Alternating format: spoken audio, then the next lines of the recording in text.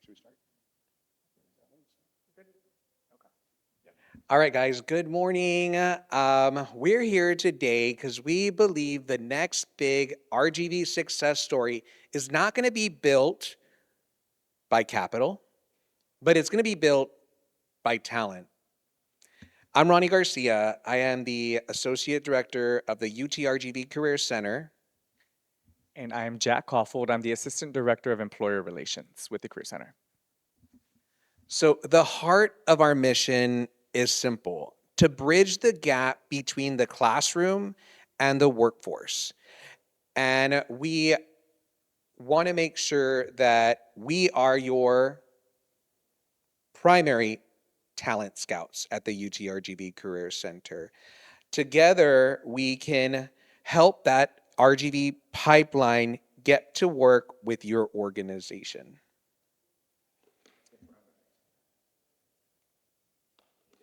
So the UTRGV Career Center. So we are one department that services the entire university. So we have about 34,000 students between the Edinburgh and the Brownsville campus. And we have two offices, one in the Edinburgh campus, which Jack and I happen to be part of, and then we also have a Brownsville campus. We don't have representation here because they're at the office helping students, right? And so our job is to make sure that those 34,000 students are actively engaged in the workplace, whether it be finding a part-time job, which we feel is very important because it gives them that experience of professionalism, being able to multitask their studies, start exemplifying positive work ethic while they're at their part-time job. So if you're looking for a part-time worker, we can help you find the right student. Internships. So internships are a little bit more geared to the student's field of study. And so we want students to feel not only that they're learning from their professors, but they're actively engaged in projects that are going to help them develop into that next step. So when they transition from a student to a professional, it doesn't seem that scary, right? Our career education team are a team of career advisors. And so they can meet up with our students one-to-one for career guidance. But not only do they help the 34,000 students, we also have 57,000 alumni. So if there are any alumni that graduated from UTRGV or any of its legacy institutions, those alumni can still make appointments with our career advisors. We've all had career pivots, layoffs, unfortunately, and they can still utilize the Career Center to get them in the right track, to kind of be that bouncing soundboard to make sure that these are my thoughts, these are my experience, I want to pivot into this next career. And so when you think about it, we're really not that big of a staff. Fully staffed, we're 15 individuals. For 34,000 students, 57,000 students, it's really not realistic that we're going to be able to help every person individually. And so we're asking for our community, our employers, to help us educate and kind of give back to like our students. We also have virtual platforms. So if a student has an interview in 2 days and they aren't able to come to the office, we have this platform that we play for called BMOC. So it's AI where a student can say, I have an interview to be a financial advisor for X company. This is a job description, and the AI will come up with questions and videotape them, record it, and give them feedback.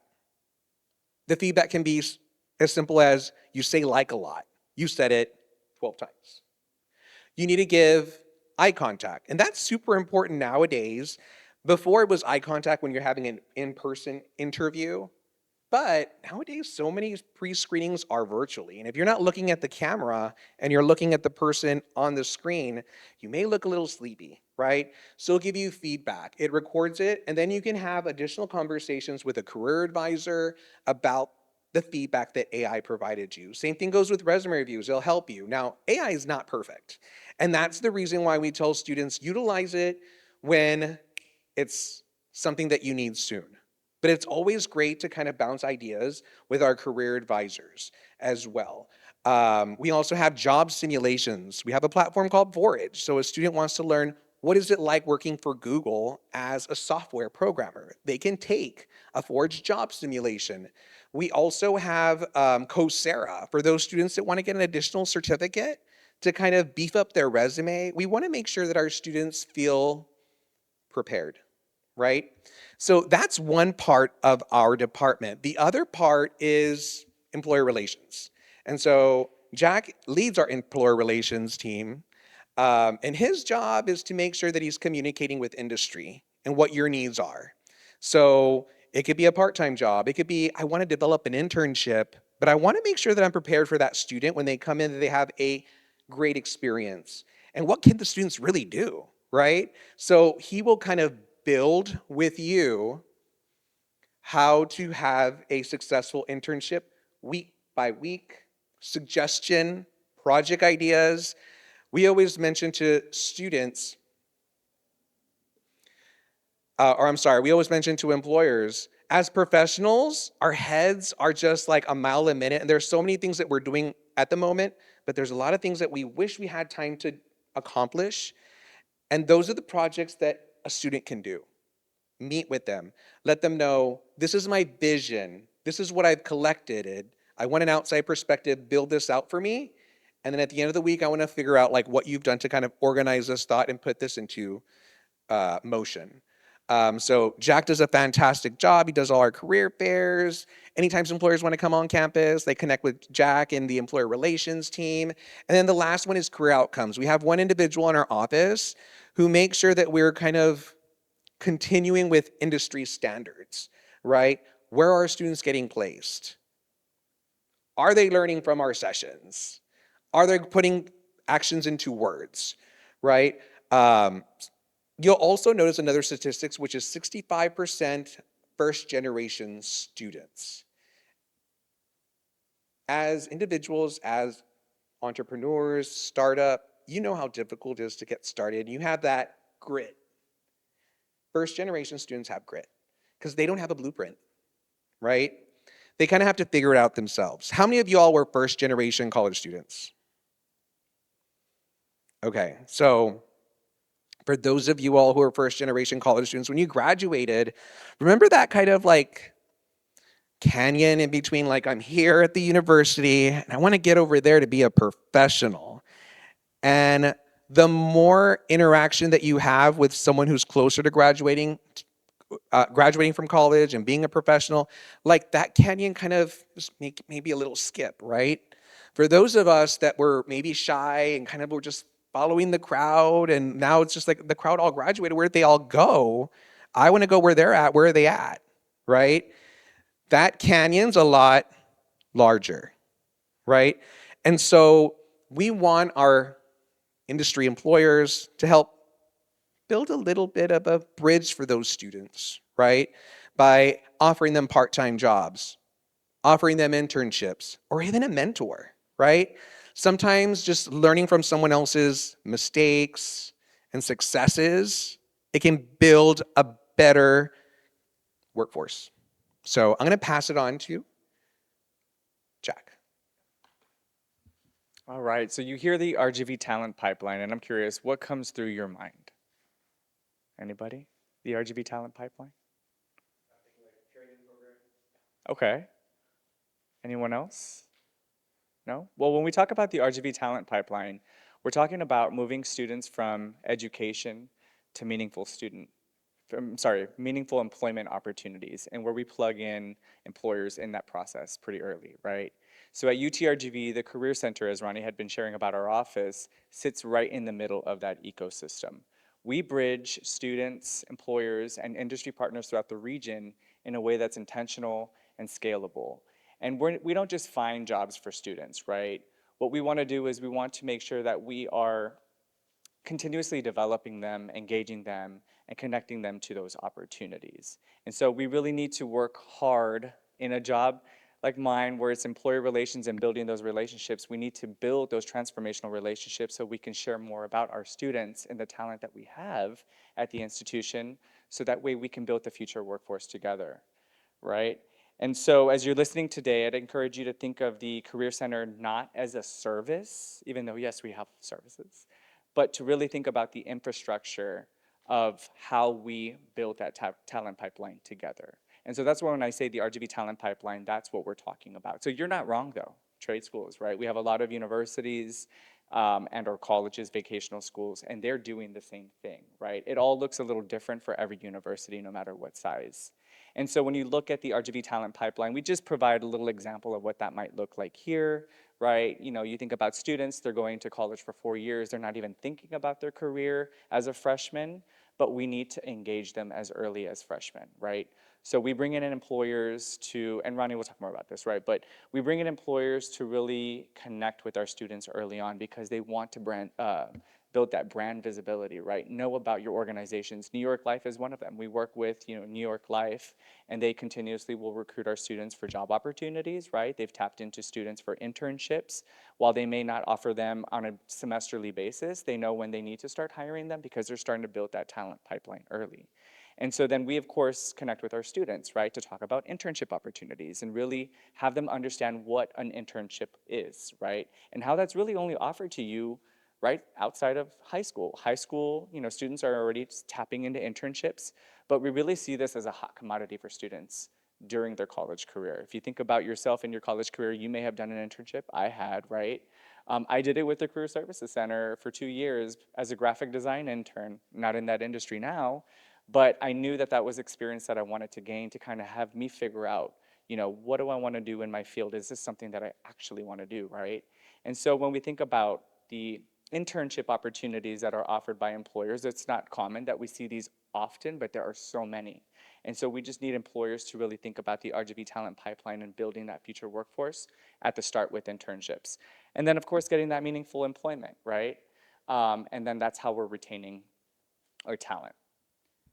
Let's get this over. I'm afraid this thing is gonna. All right. So internships, right? Your strongest hiring strategy. So if we think this as a strategy, this is the one that's producing the strongest hiring outcomes, right? And so a well-designed internship allows you to, you know, set expectations, right?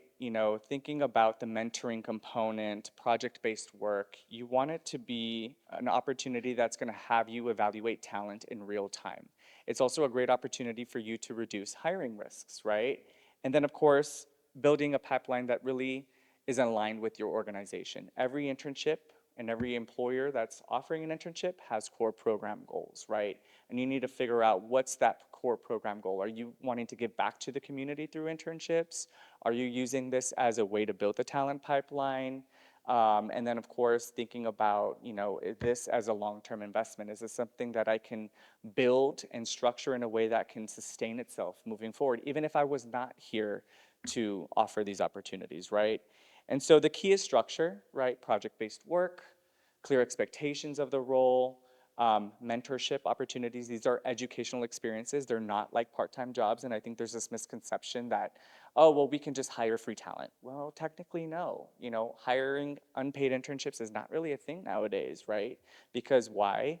Employers are benefiting from talent, right, through internships. And so if they're creating, if they're contributing to meaningful work that's helping your organization grow, I mean, who's to say that any employee of yours is not doing the same thing? But this is a low cost and a low risk effective way of doing that, right?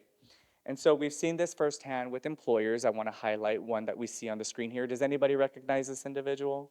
Yeah? Yao Sam.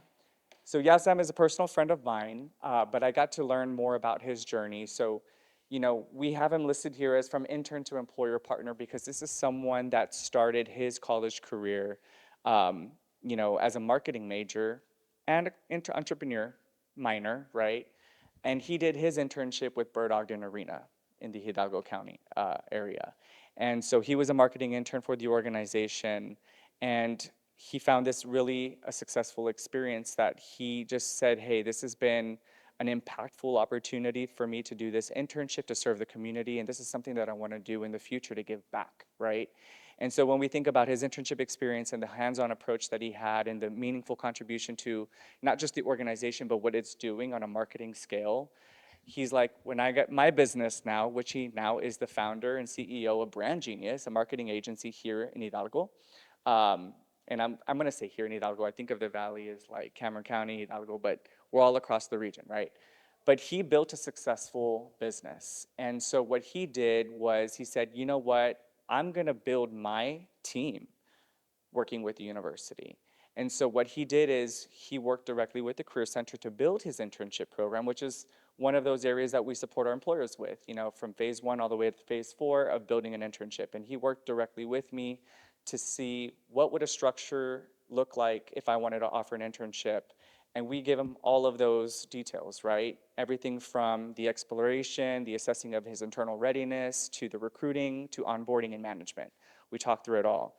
And so he was able to develop that and start offering that and refining it where needed, right? And so we plugged him into a program that, you know, we had with our local workforce solutions, which is on pause right now, but, you know, it's always due to funding. We need funding support, right? But this was a program that there was no cost to them. They can get an intern for free, technically, right? We were paying for that intern for that organization, but we got to plug him into a structured internship program, and he was super successful.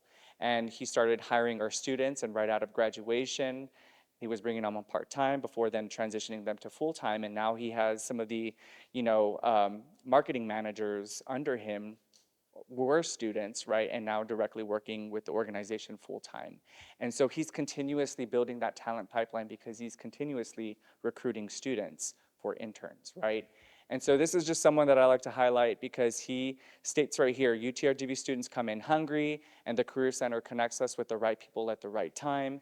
It's a partnership that genuinely works. And so we just use that as a small example. Brand Genius is not a Fortune 100 or Fortune 500 company, but it could be over time, right? But it is a company that started small here that was super successful working with the Career Center. And so I could go on about internships. Ronnie knows this. I built these wonderful you know, what I call my internship Bible. It's a recruiting toolkit. And there's so much to understand about them, but we just want you to know the importance of offering internships to help your business grow. So I'm going to pass it back to you. So we would love to engage with you. We would love to invite you to UTRGV and its campuses across the RGV. And I'm going to start from the bottom, working my way up. So I'm going to start talking about 1220. So 1220 is a platform that's brand new. We just launched it this month. And this platform is for students to identify jobs, internships, careers, getting to know which events are happening on campus and off campus, going to career fairs, but it's also for our community who want to post up jobs. So here we have a QR code. So if you want to create an account on Handshake for your business to hire students for part-time jobs, it could be anything from like a cashier to a receptionist. That could be a part-time or full-time opportunity. I'll leave it up to you. Or if you want to start developing an internship, you can post it on here, or a recent graduate. You can post all this on 1220. It's also your gateway to UTRGV if you want to attend one of our career fairs. So typically we have career fairs in the Edinburgh and Brownsville campus. Usually we always start off in Brownsville. That's always a Thursday. And then typically Fridays are in the Edinburgh campus. But we have the Career and Internship Expo, which is really based for employers wanting to recruit talent for internships and careers. That one does come at a cost because it's rather large and just the production and the food and all that kind of stuff. It does come at a cost. We have our graduate and professional school fair. That's more for like institutions like medical schools, chiropractic schools that want to come down and recruit our students. So I'm not sure if this is this group, but if you are from an institution, that's an event that we host at the university. We have our Teachers Job Expo for employers that are wanting to recruit our educators. And you may think it's automatically just ISDs, but like this last year we had the Secret Service recruiting teachers. They wanted to recruit teachers to do curriculum, English and Spanish. So like again, like sometimes a student comes in with their thought of, I want to be a teacher. And then they're just like, wow, there's this opportunity. I never considered this, but I can teach curriculum in a federal agency, right? So um, that's something to think about. We also have our part-time job fair, and that one is free. So if you wanted to come on campus and recruit students for just part-time opportunities, we have that twice a year. We usually have it the first or second week of August, whenever we can reserve space at the university, because it's the first 2 weeks are always like booked everywhere. And then we have one, we just had one last month for the summer. But that again is free. The only thing that we require is that you tell us who you hired, right? The Department of Labor does, ask the university, like, where are students going? Because they paid for that fair. That's why you all don't pay for it, right? So we want to make sure that we're able to showcase outcomes, right? So we have different career fairs that happen, but if the career fair is not the right fit for you, where I mean, I would say in the Edinburgh campus for our Career and Internship Expo, we probably have like 900 students that go. In the Brownsville campus, probably around like close to 500 students that go to this event. Um, but if you're wanting a more intimate setting, we can set up information sessions for you where it's just like this. It's all about you, right? And so we'll invite students, and typically we partner up with student organizations. So if you're really interested of maybe getting some marketing students, we can work with American Marketing Association at one of the campuses and say like, hey, there's this company, they're brand new, and they're really wanting to recruit marketing students for careers and internships or part-time jobs. Would you like to welcome them to your meeting, right? So you have a group of student leaders who have that leadership, have that grit. They already have some of those career competencies that many of our employers are looking for, and you have their attention, right? Um, so that's one way to connect. Also, just networking with our faculty members. Our faculty members want to see our students succeed, and oftentimes they want real world examples. I'll use an example. The College of Engineering, before you graduate, they have to do a senior design project. They have to fix a problem. Um, and so sometimes as industry has a engineering problem, they'll give that problem to a student and they'll work on it. Same thing goes with business students. Oftentimes they want them to work on real meaningful work, right? And those are free. um, and if engineers, sometimes they have startup fees, like the college pays for like some of their materials and stuff like that, because doing engineering stuff can be really pricey when it comes to mechanics. Um, but that's another way to engage. And really, we want to make sure that you're an early adopter. When you think about students that go into college, the first thing they think about is, I want to work for a big company. I want to work for SpaceX. I want to work for Disney. I want to work for NASA. I want to work for a big four accounting firm, right? But for our local industries, for our startups, for our entrepreneurs, early adaptation into the campus culture is going to work to your benefit, right? Because you're there semesterly or annually, and students start getting familiar with certain companies that probably you and I have never heard of. How many of you have heard of Kemper?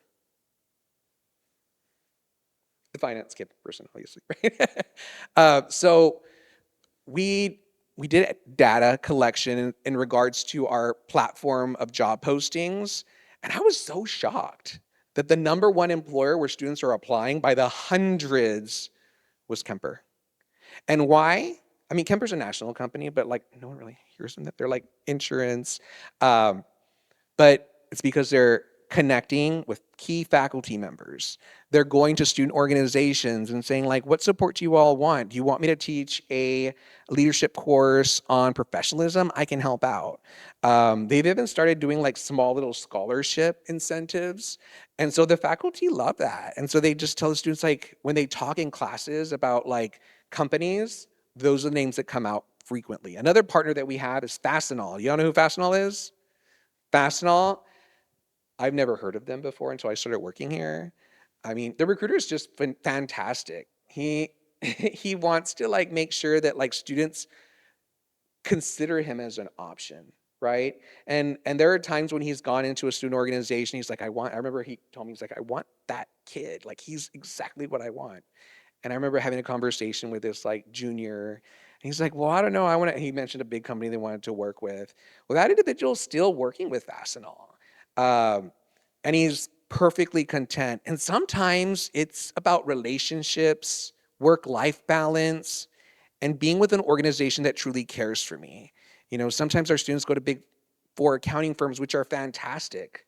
Then they burn out because they're working so many hours and they don't feel like they're really maybe cared for.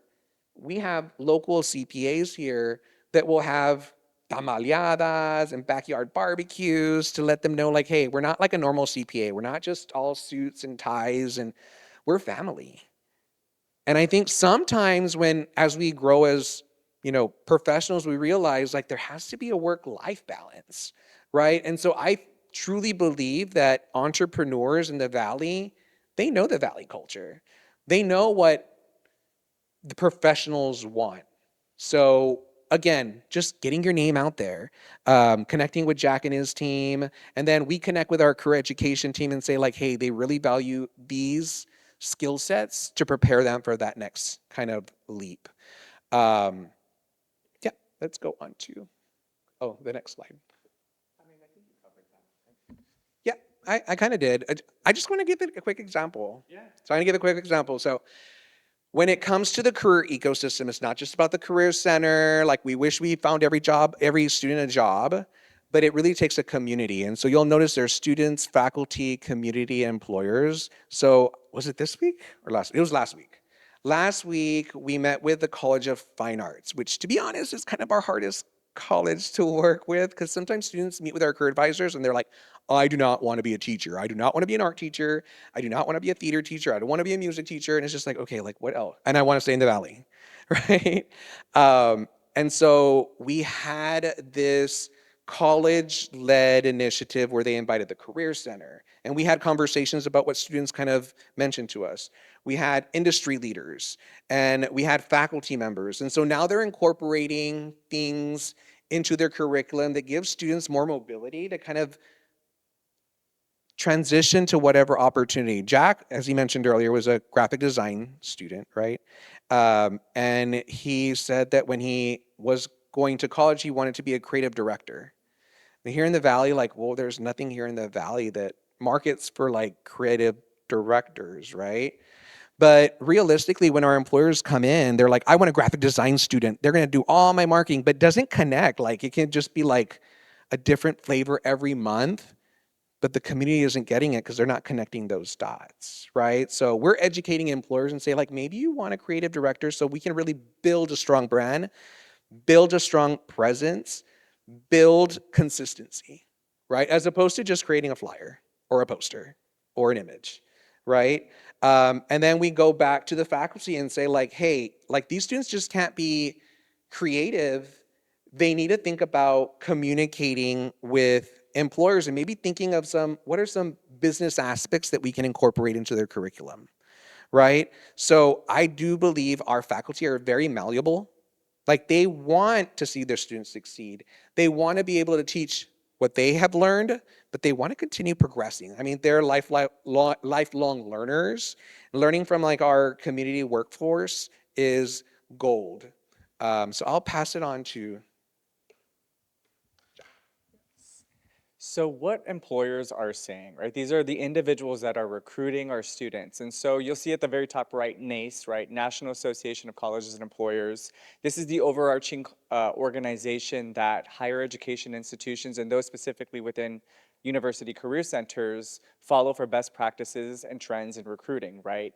And so this organization encompasses not just career services and higher education institutions, but it's also employers. And we're talking about employers across the country, even on sometimes on an international scale, right? And so what we found NACE had conducted a survey, a national survey with employers, and they talked about working with career services, which is where we are out of, right? And so 90% of employers say partnering with career services is very important. And I'm not gonna go through the numbers and it's a lot to like unpack here, but really just focusing on the different activities that we work directly with our employers on and how it's supporting them, right? One, helping brand the organization on campus. Ronnie had just mentioned a CPA firm, and they weren't necessarily wanting to recruit, right? They just wanted presence at the university. So what they hosted in the December period is their good luck with finals tamaleada, right? This is building brand visibility. They weren't there to recruit the students, they were there to give out tamales and say, hey, good luck on your finals. But what they did was they had a table there with their, logo, right, on their cover. And then, of course, we're giving out information about the organization, and that's what we're talking about, helping brand the organization on campus. We also have our engaged employer program for those that want to drop a little bit more money, but really get like red carpet service sometimes from us, so if we can do it for them, right? And that's also just, not attending our career fairs, not attending information sessions, but getting targeted email blasts about their opportunities. We can't do that for every employer, right? But that's helping build their brand visibility. Also working with the career services, employers are saying that this really provides access to student orgs and student groups. We always hear it from employers that we have a meeting with them and we're talking about the next internship program that they want to recruit for. And they'll say, well, we want to work with SHIP, the Society of Hispanic Professional Engineers. We want to work with SWEET, Society of Women Engineers. They already recognize these organizations that are also on a national scale, but have student chapters, right?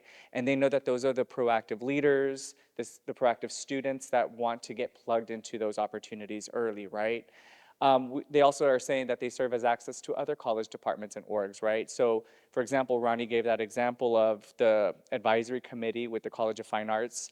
When we say it's difficult to work with that college, it's not difficult to work with those individuals. It's difficult to find the opportunities for those students in fine arts when we don't really have a very large arts culture in the Valley. It's building, and we do see a lot of large organizations, right? But to say that we have the opportunities to plug those students into is very minimal, right?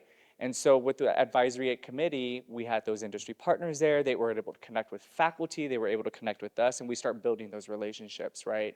But in addition to that, we also host the career fairs. We also help with overseeing the logistical and administration of that. We're basically an extension of their HR team, if you think about it. What's up, Daniel? This is one of our employer partners too, with ELSA EDC. He recruits our interns. He's worked directly with us. Giving you a plug, shameless plug here for you. And then, of course, we provide advice on building programs or plugging you into programs. So, for example, Daniel was part of our lead internship initiative when we had this last year. And for him, it was a great way for him with a limited budget is to hire an intern, right? And he would not have known about this program unless he had worked with us. There are opportunities where Workforce Solutions is like, hey, we got grant funding. We just need to get interns, right? Plugged in with employers. And so we already built the program. We let you know about it. We say, hey, you would be a successful partner for this program. Let's get you plugged in and get that started, right? And then, of course, Ronnie mentioned providing access to faculty and curriculum. We also see sometimes that you all can be the individuals that will educate those students outside of internships. That might be in the curriculum, right? So you might help say, hey, we have these projects and students are not learning about this in the classroom, but I can offer it and we can do that for you all, right? So again, a lot of our employers are saying there's a lot of value working with the career services department. It's just one way for you to really tap into the university at an early stage. If it's other things, we'll get you connected with other departments, right? If you want to give money, we'll take it, but we really can't do that, right? You have to work with the advancement office. Is that Roger? Another one? Oh no, I lost this. Okay.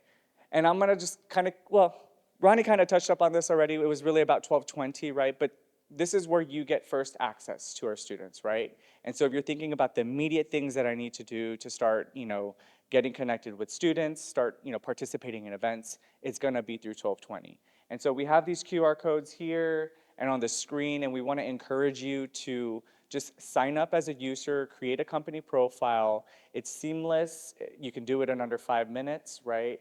And very quick, and then also, if you show us that you create your account, we have some stuff. we have some UTRGV Career Center t-shirts and some like Career Center branded like notebooks. So if you show us, like, you want to grow this platform, it's just starting like last week. Yeah, and students are hungry, they're eager to find opportunities, and because we transitioned out from our previous platform, it's not to say that we have limited opportunities, but they just don't transfer over, so we just need to start building up more of those jobs. And if you start early, hey, they're guaranteed to see your jobs. Out of thousands of jobs, they will see those first few. So again, more information on 1220 there. And we just want to share out, of course, our contact information. So if you want to connect with us, again, I'm the Assistant Director of Employer Relations. I can help you in getting started and connecting with our students. have a consultation, just general information about what we do, expanded, right? Outside of these things. And if there's one thing that you really want to focus on, whether it's creating your 1220 profile, we can help you and guide you through that process. If it's developing an internship program, let's have that conversation. We haven't even tapped into a lot of other things, right, like micro internships, which is pretty popular amongst startups and small businesses too. So great ways for you to connect with students, provide them opportunity, and build that talent pipeline. And so just screenshot that, connect with us. I also have my business cards, Ronnie has his, and we'd be happy to connect with you. And just because we do have maybe a few minutes of time, wanted to see if anybody has any questions for us.